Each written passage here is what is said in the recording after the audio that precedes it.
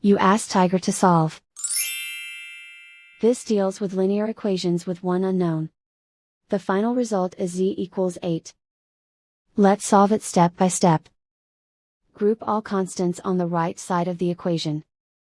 Add 14 to both sides. Simplify the arithmetic.